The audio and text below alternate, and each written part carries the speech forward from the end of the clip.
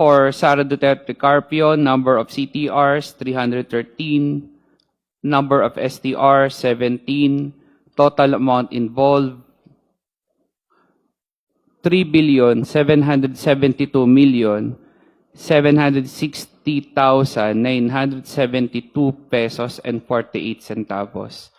Total amount of inflow 1,832,539,360 pesos and 45 centavos. Total amount of outflow 1,211,365,529 pesos and 75 centavos.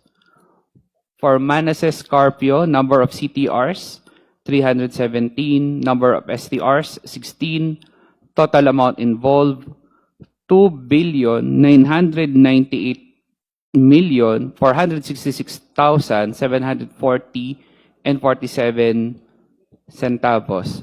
Total amount of inflow 2,592,904 2,592,904,434 pesos and 24 centavos. Total amount of outflow 343,315,781 pesos and 7 centavos.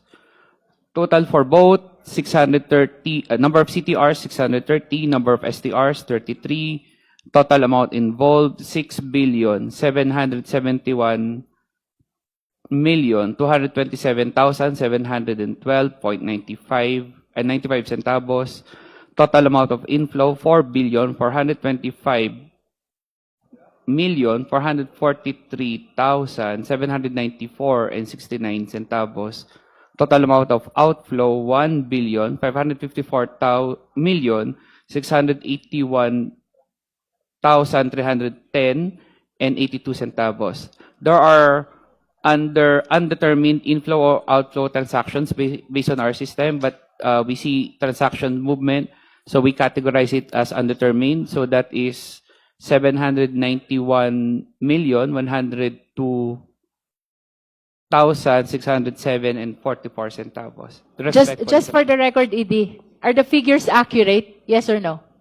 As of we submitted today, yes. Are they accurate? Based on our records, yes. You're saying yes. Based on the records, That's yes. for the record.